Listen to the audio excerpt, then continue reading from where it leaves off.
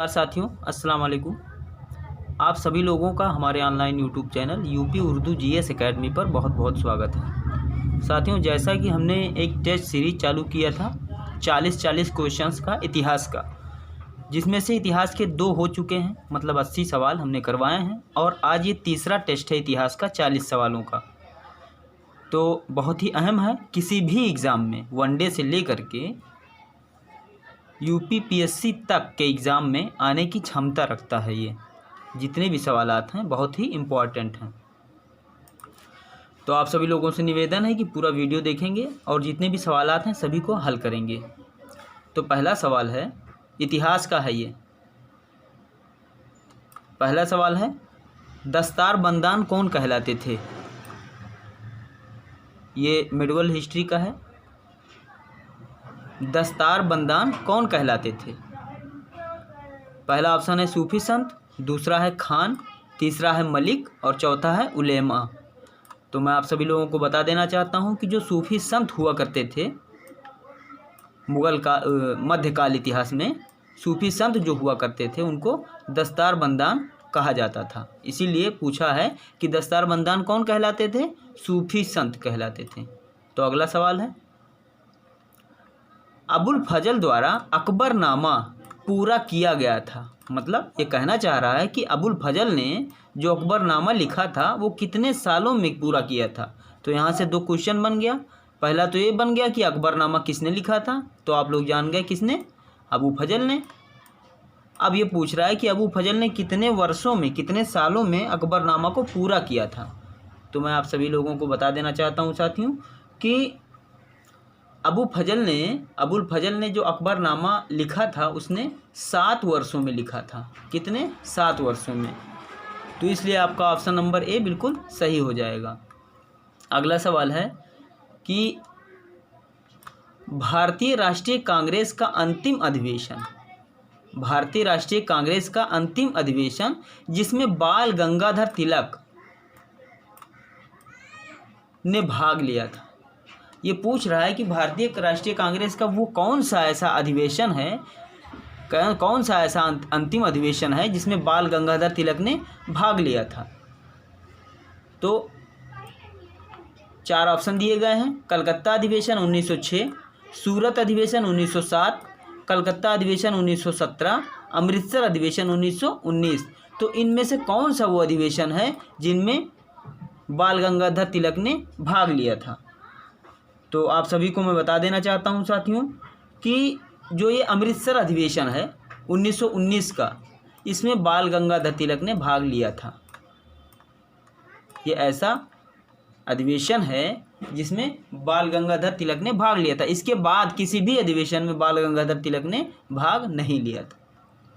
तो अगला सवाल है, महात्मा गांधी ने अपनी निम्न पुस्तकों में से किसमें ब्रिटिश पार्लियामेंट को बांझ और वेश्या कहा? ये क्वेश्चन बहुत ही महत्वपूर्ण है कि महात्मा गांधी ने चूँकि महात्मा गांधी जी ने बहुत सारे पुस्तक लिखे थे, उनमें से कौन सी ऐसी पुस्तक थी जिसमें उन्होंने ब्रिटिश सरकार को या ब्रिटिश पार्लियामेंट को बांझ या वेश्या कहा था? तो ऑप्शन है, देख लीजिए, सर्वोदय अथवा यूनिवर्सल डॉन, दूसरा है एन ऑटोबायोग्राफी और the story of my experiment with truth, तीसरा है हिंद स्वराज, चौथा है द स्टोरी ऑफ ए सत्याग्रही। तो ये 4 किताब हैं, चारों महात्मा गांधी जी के ही हैं। तो ये आपका तैयार हो गया कि ये 4 किताब आप जान गए कि चारों ही महात्मा गांधी जी के हैं। इनमें से कोई एक किताब ऐसा है जिस किताब में महात्मा गांधी जी ने ब्रिटिश पार्लियामेंट को बांझ और वेश्या कहा था।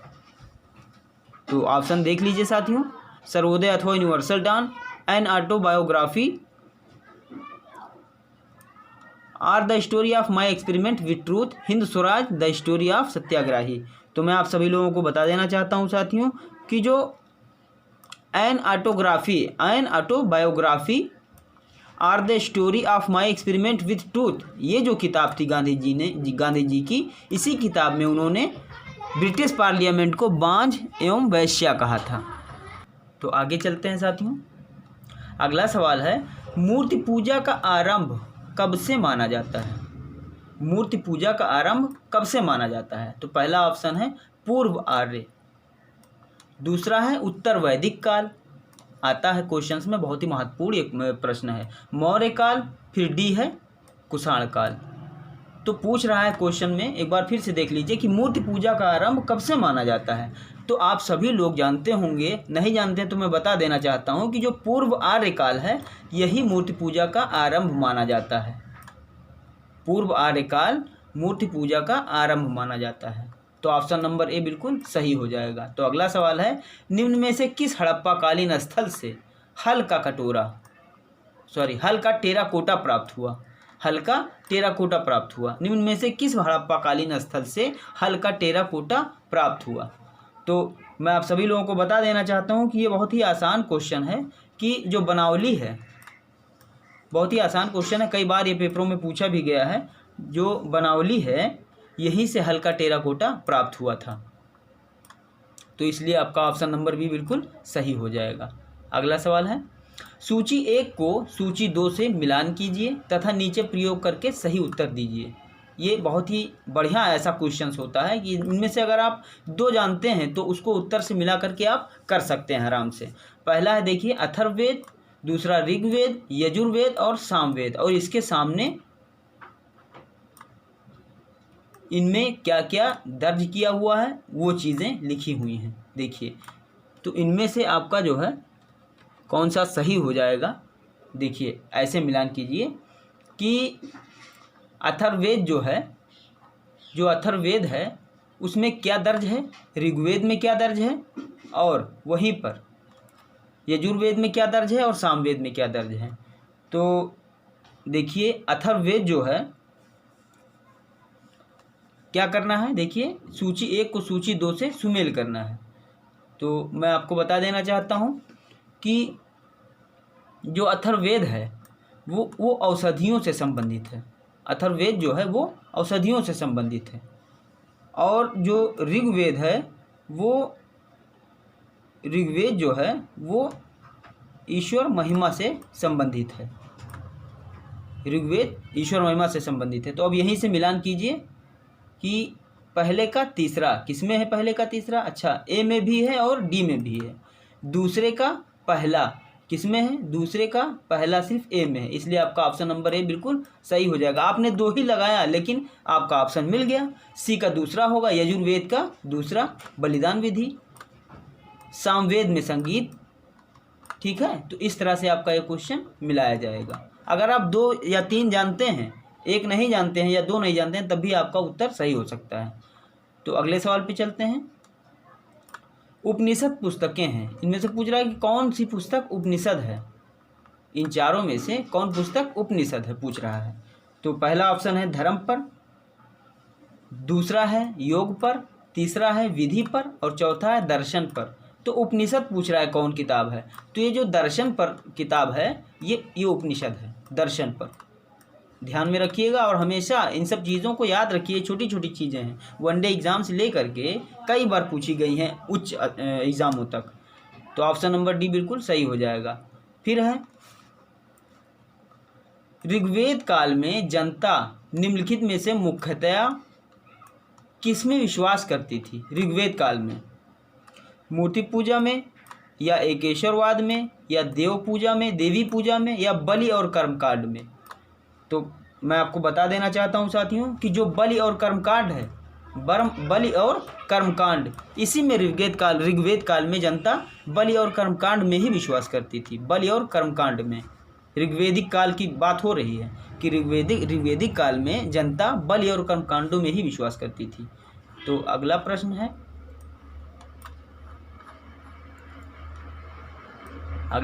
साथियों कि महात्मा बुद्ध का महापरिनिर्वाण कहाँ हुआ? कई बार पूछा गया है वनडे एग्जाम में कि महात्मा बुद्ध का महापरिनिर्वाण कहाँ हुआ। पहला है लुम्बिनी में, दूसरा बोधगया में, तीसरा कुशीनगर में और चौथा कपिलवस्तु में। तो इस क्वेश्चन का आंसर आप सभी लोग जानते होंगे साथियों कि जो बुद्ध का महापरिनिर्वाण हुआ था, वो कहाँ हुआ था?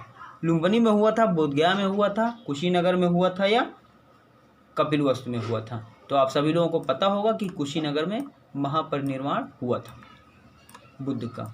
ठीक है, तो इस तरह से आपका ऑप्शन नंबर सी बिल्कुल सही हो जाएगा।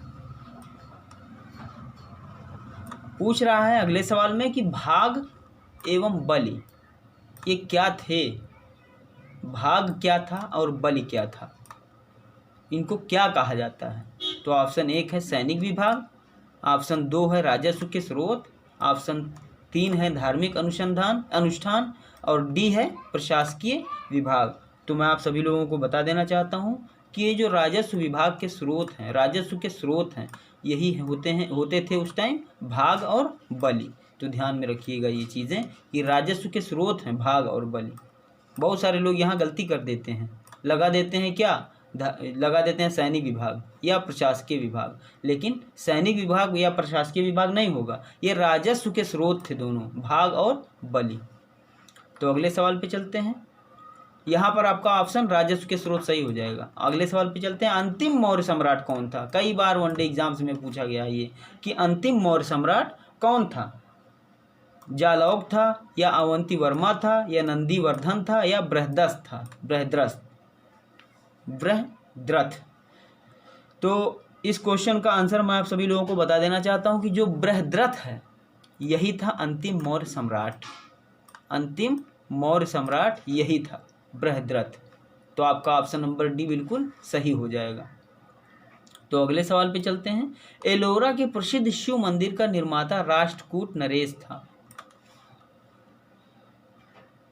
राष्ट्रकूट नरेश था। अब उस नरेश का क्या नाम था? इन चारों में से आपको बताना है कि जो शिव मंदिर बनवाया गया था एलोरा में, एलोरा का प्रसिद्ध शिव मंदिर, उसके निर्माता कौन थे? राष्ट्रकूट के तो नरेश थे। कभी कभी पूछ लेता है चोलों ने बनवाया था कि राष्ट्रकूटों ने बनवाया था, ऐसा करके क्वेश्चन पूछ लेता है। तो इसमें से तो आप जान गए कि राष्ट्रकूटों ने बनवाया था। अब राष्ट्रकूटों में कौन सा नरेश था जिसने बनवाया था? तो पहला ऑप्शन है दंती दुर्ग, दूसरा है कृष्ण प्रथम, तीसरा है कृष्ण द्वितीय और चौथा है गोविंद तृतीय। तो इस क्वेश्चन का आंसर मैं आप सभी लोगों को बता देना चाहता हूं कि जो कृष्ण प्रथम थे इन्होंने ही एलोरा का शिव मंदिर निर्माण करवाया था। तो ऑप्शन नंबर बी आपका बिल्कुल सही हो जाएगा। अगले सवाल पे चलते हैं। जो लिंगराज मंदिर अवस्थित है, जो लिंगराज मंदिर है वो कहाँ पे है? भुवनेश्वर में है या बीजापुर में है या कोलकाता में है या वाराणसी में है? तो मैं आप सभी लोगों को बता देना चाहता हूँ कि जो लिंगराज मंदिर है वो आपका भुवनेश्वर में है। सभी लोग ध्यान दीजिए, जो लिंगराज मंदिर है वो भुवनेश्वर में है, कोलकाता में नहीं है, बीजापुर में भी नहीं है, वाराणसी में भी नहीं, लिंगराज मंदिर भुवनेश्वर में है। तो ऑप्शन नंबर ए बिल्कुल सही हो जाएगा। अगले सवाल पे चलते हैं कि निम्नलिखित जोड़ों में किसका सुमेल है? अच्छा, ये कह रहा है कि कौन सा सुमेलित है और कौन सा गलत है। इनमें से जो है 3 तो बिल्कुल गलत होंगे, एक ही सुमेलित होगा। तो देखिए, एलोरा की गुफाएं क्या शकों ने बनवाया था? मीनाक्षी मंदिर क्या पल्लवों ने बनवाया था? खजुराहो मंदिर क्या चंदेलों ने बनवाया था? महाबलीपुरम के मंदिर क्या राष्ट्रकूटों ने बनवाया था? इनमें से तीन तो सही है लेकिन एक गलत है, और वही जोड़ों में किसका सुमेल है? हाँ, एक सही है और 3 गलत है। 3 तो गलत है और एक सही है। तो जो सही है वही पूछ रहा है कि कौन सा सुमेलित है। 3 तो एकदम से गलत है इसमें से। तो एलोरा की जो गुफाएं हैं वो शकों ने बिल्कुल नहीं बनवाया था। एलोरा की गुफाएं शकों ने बिल्कुल नहीं बनवाया था। मीनाक्षी मंदिर पल्लवों ने कब बनवा डाला? ये बिल्कुल गलत है। मीनाक्षी मंदिर पल्लवों ने नहीं बनवाया था। हाँ, एक चीज़ है कि तीसरा जो खजुराहो मंदिर है ये चंदेलों ने अवश्य बनवाया था। तो इस क्वेश्चन का आंसर आपका यही मिल गया, तीसरा वाला। ये चौथा भी गलत है। ठीक है, तो जो सुमेलित है यही है, खजुराहो मंदिर जो है चंदेलों ने बनवाया था। ध्यान दीजिएगा और दिमाग में हमेशा रखिए इन सब जैसे क्वेश्चंस को। तो अगला सवाल है, प्रसिद्ध विरूपाक्ष मंदिर कहाँ अवस्थित है? कभी कभी पूछ लिया जाता है ऐसे सवाल, जैसे सुपर टेट में भी पूछ लिया जाता है कि प्रसिद्ध विरूपाक्ष मंदिर कहाँ अवस्थित है। तो पहला ऑप्शन है भद्राचलम, दूसरा है चिदम्बरम, तीसरा है हम्पी और चौथा है श्रीकालहस्ती। तो इन चारों ऑप्शनों में देखिए साथियों कि श्री विरूपाक्ष मंदिर जो है, विरूपाक्ष मंदिर कहाँ अवस्थित है। तो मैं आप सभी लोगों को बता देना चाहता हूँ साथियों कि जो हम्पी है, हम्पी में ही प्रसिद्ध विरूपाक्ष मंदिर स्थित है। हम्पी में प्रसिद्ध विरूपाक्ष मंदिर स्थित है, इसलिए आपका ऑप्शन नंबर सी बिल्कुल सही हो जाएगा। अगले सवाल पे चलते हैं कि निम्न में से कौन सा नाटक कालिदास ने नहीं लिखा था। तो अब अभिज्ञान शाकुंतलम कालिदास की है, मालविकाग्निमित्र ये भी कालिदास की है, कुमार संभवम ये भी कालिदास की है, जो जानकी हरण है ये कालिदास की नहीं है, ये कालिदास की नहीं है। तो ऑप्शन नंबर डी बिल्कुल सही हो जाएगा। तो अगला सवाल है कि गौतम बुद्ध द्वारा अपने धर्म में दीक्षित किया जाने वाला अंतिम व्यक्ति निम्नलिखित में से कौन था। यानी कि गौतम बुद्ध ने अपने धर्म में किस अंतिम व्यक्ति को जो है शिक्षा दीक्षा दी थी। उसके बाद गौतम बुद्ध किसी को शिक्षा दीक्षा नहीं दे पाए थे। तो कौन सा अंतिम व्यक्ति था उसी को आपको देखना है। आनंद था कि सारिपुत्र था कि सुभद्र था कि मोगलान था। तो इस क्वेश्चन का आंसर मैं आपको बता देना चाहता हूँ, जो सुभद्र है यही अंतिम व्यक्ति था जिसको महात्मा बुद्ध जी ने अंतिम शिक्षा दीक्षा दी थी अपने धर्म में। ठीक है, तो ऑप्शन नंबर डी बिल्कुल सही हो जाएगा। अगला सवाल है उत्तर भारत में चांदी का सिक्का यानी कि टंका कहा जाता था, जारी करने वाला कौन सा मध्यकालीन शासक था। तो इस क्वेश्चन का आंसर आप सभी लोग जानते होंगे, बहुत ही आसान है, इल्तुतमिश था। इल्तुतमिश ने चांदी का सिक्का चलवाया जिसे नाम उसने दिया क्या, टंका। तो अगला सवाल है चंपारण में तिनकठिया प्रथा का तात्पर्य क्या था। तो आप सभी लोग जानते होंगे 3/20 क्या था, 3/20 यानी कि 20 भाग में 3 भाग पर नील की खेती करने के लिए अंग्रेज वादे कर रहे थे। तो अगला सवाल है निम्नलिखित में से भारतीय राष्ट्रीय कांग्रेस के किस अधिवेशन में महात्मा गांधी ने कहा था कि गांधी मर सकते हैं परंतु गांधीवाद हमेशा जिंदा रहेगा। ये हम आपको पढ़ा चुके हैं साथियों, और मैं आपको बता देना चाहता हूँ कि जो इसका पूरा विकल्प ही नहीं दिया गया है। चलिए ठीक है,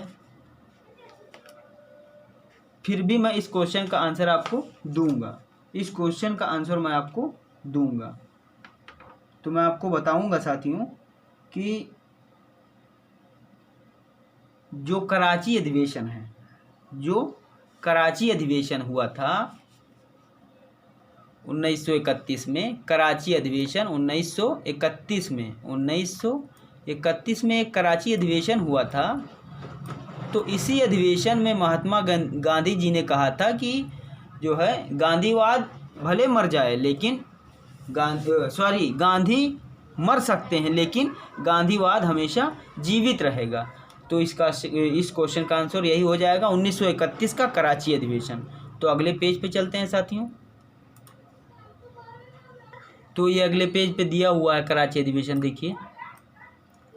ठीक है, अगले प्रश्न पे चलते हैं। वह प्रसिद्ध जैन आचार्य कौन थे जिनको अकबर ने बहुत सम्मानित किया था। अच्छा, अकबर जब मुगल बादशाह थे उस समय एक जैन आचार्य थे, तो उन आचार्य को अकबर ने बहुत ज़्यादा सम्मानित किया था। तो वो कौन थे पूछ रहा है। ऑप्शन है चंद्रप्रभ सूर्य, दूसरा है हीर विजय सूर्य, तीसरा है पुष्पदंत और चौथा है यशोभद्र। तो मैं सभी आप लोगों को बता देना चाहता हूँ साथियों कि जो हीर विजय सूर्य थे इन्हीं को अकबर ने सबसे ज़्यादा सम्मानित किया था, बहुत ज़्यादा सम्मानित किया था हीर विजय सूर्य को अकबर ने। तो ऑप्शन नंबर बी आपका बिल्कुल सही हो जाएगा। तो अगला सवाल है कि शारदा अधिनियम के अंतर्गत लड़कियों एवं लड़कों के न्यूनतम आयु क्रमशः कितनी निर्धारित की गई थी। शारदा अधिनियम के अंतर्गत एक अधिनियम बना था, शारदा अधिनियम।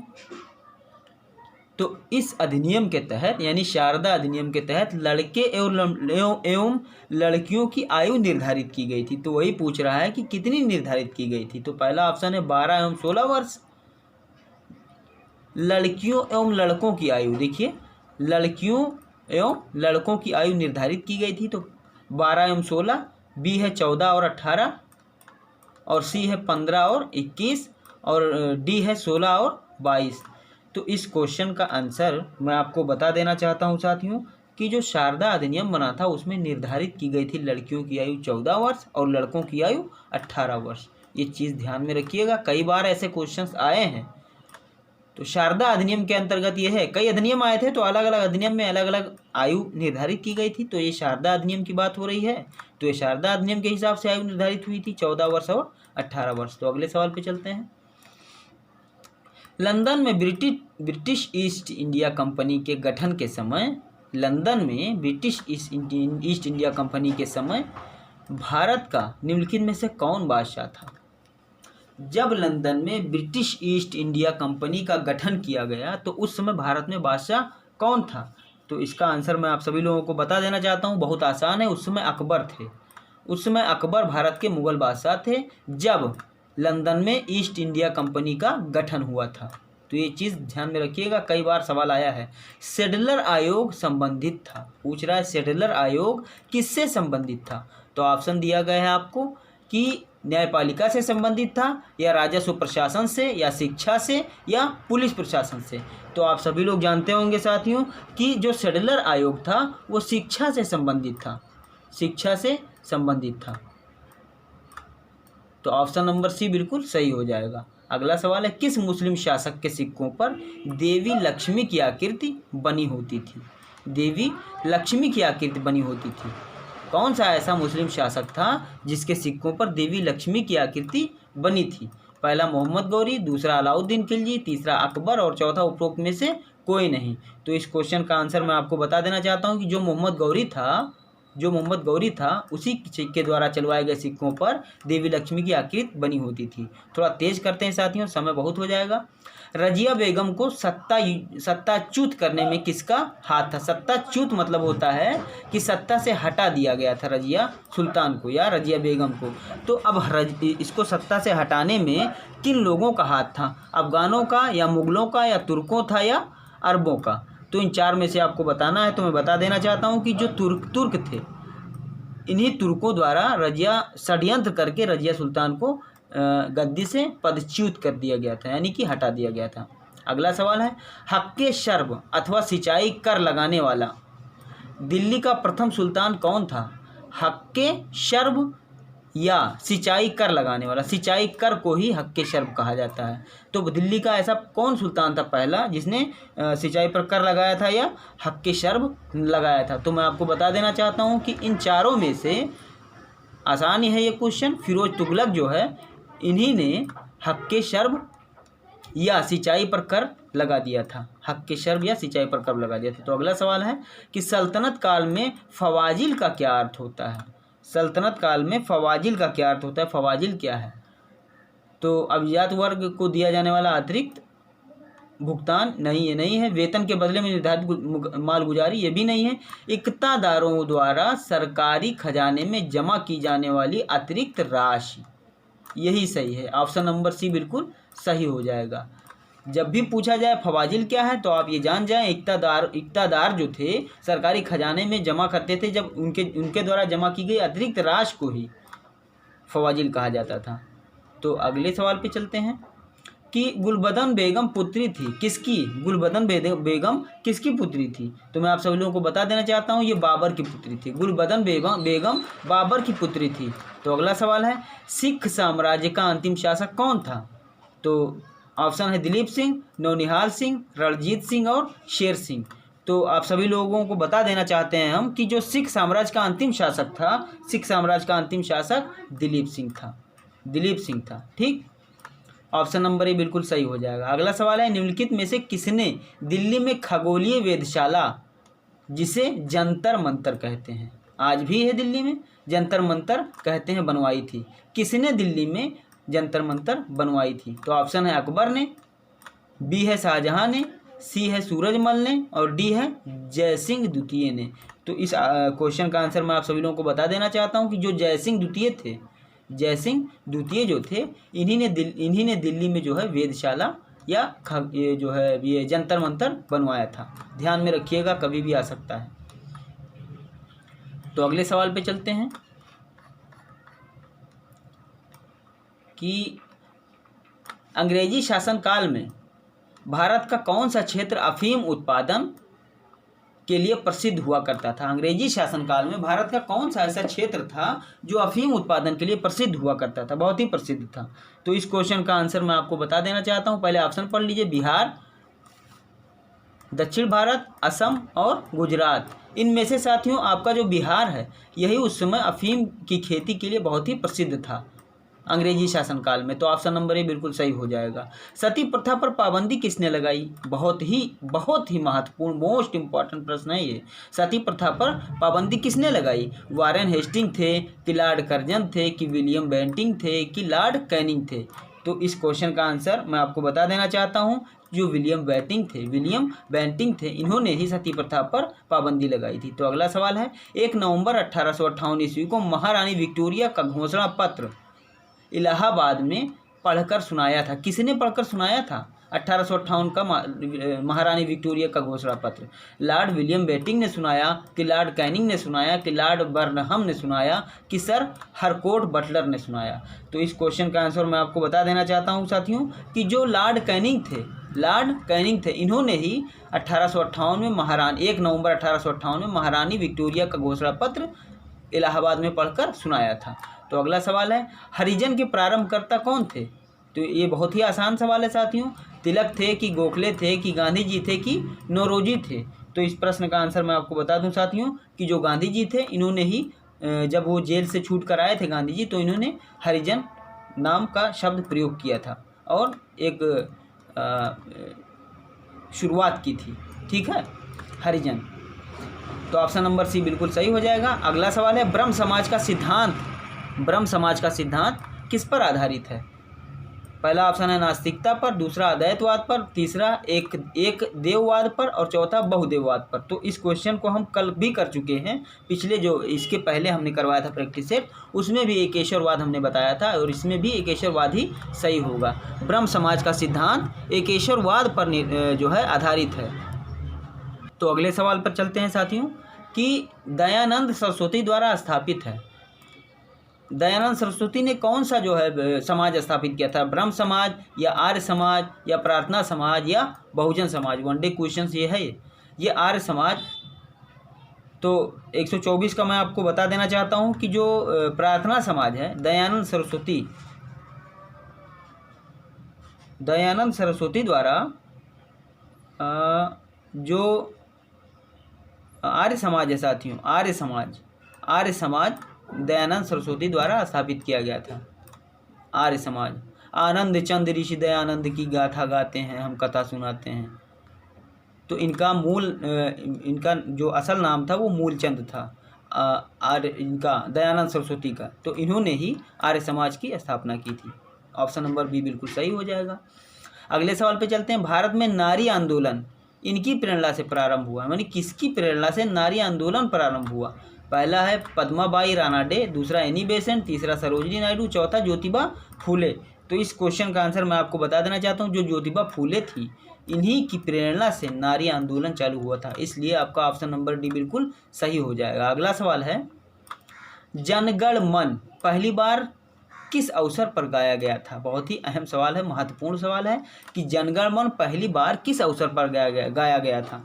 पहला ऑप्शन है भारतीय राष्ट्रीय कांग्रेस का अधिवेशन 1896 और 1905 का अधिवेशन, 1911 का अधिवेशन, 1919 का अधिवेशन। तो पहली बार मैं आपको बता देना चाहता हूं कि जनगण मन जो ये 1911 का अधिवेशन है यहीं पर गाया गया था। जनगण मन पहली बार 1911 के अधिवेशन में गाया गया, मैं आपको ये पढ़ा चुका हूँ। तो अगला सवाल है, किस वर्ष हिंदुस्तान रिपब्लिक एसोसिएशन की स्थापना हुई? हिंदुस्तान रिपब्लिक एसोसिएशन की स्थापना किस वर्ष हुई? 1920 में हुई कि 1924 में हुई कि 1928 में हुई कि 1930 में हुई? तो इस सवाल का जवाब मैं आप सभी लोगों को बताना चाहता हूँ कि जो है हिंदुस्तान रिपब्लिक एसोसिएशन की स्थापना जो है 1924 में हुई। तो इस क्वेश्चन का आंसर ऑप्शन नंबर बी हो जाएगा। तो अगला सवाल है कि 1912 ईस्वी में जब राजधानी कलकत्ता से दिल्ली लाई गई, जब राजधानी कलकत्ता से दिल्ली लाई गई उस समय भारत का वायसराय कौन था, ये पूछ रहा है। ऐसे सवाल अक्सर पूछ लिए जाते हैं कि 1912 ईस्वी में जब दिल्ली लाई गई राजधानी, पहले कलकत्ता हुआ करती थी, तो कलकत्ता से दिल्ली लाई गई 1912 ईस्वी में, उस समय भारत का वायसराय कौन था? लॉर्ड मेयो था कि लॉर्ड लॉरेंस था कि लॉर्ड मिंटो था कि लॉर्ड हार्डिंग था? तो मैं आपको बता देना चाहता हूँ कि जो ये लॉर्ड हार्डिंग है, यही 1912 ईस्वी में लॉर्ड हार्डिंग ही भारत का वायसराय था। तो ऑप्शन नंबर डी बिल्कुल सही हो जाएगा। तो आगे चलते हैं साथियों कि महात्मा गांधी ने सर्वप्रथम किस आंदोलन में भाग लिया? आप सभी लोग जानते हैं साथियों, मैं इसको पढ़ा चुका हूँ कि जो चंपारण आंदोलन था, महात्मा गांधी के भारत आने के बाद सबसे पहला आंदोलन था ये चंपारण आंदोलन। तो ऑप्शन नंबर बी बिल्कुल सही हो जाएगा। तो अगला सवाल है, महात्मा गांधी द्वारा चलाया गया प्रथम जन आंदोलन कौन सा था? असहयोग आंदोलन था कि नमक आंदोलन था कि भारत छोड़ो आंदोलन था कि नील आंदोलन था? तो मैं आप सभी लोगों को बता देना चाहता हूँ कि सबसे पहले महात्मा गांधी जी ने जन आंदोलन जो चलाया था वो असहयोग आंदोलन था। तो इस तरह से ऑप्शन नंबर ए आपका बिल्कुल सही हो जाएगा। तो ये 40 सवाल, 41 सवाल ये इतिहास के थे, जो प्राचीन इतिहास, मध्यकालीन इतिहास और आधुनिक इतिहास तीनों से मिला करके हम आपसे करवाते हैं साथियों। बहुत ही इम्पॉर्टेंट है, किसी भी एग्ज़ाम में आने की क्षमता रखता है। तो आज का क्लास यहीं ख़त्म करते हैं। बहुत बहुत धन्यवाद, बहुत बहुत शुक्रिया।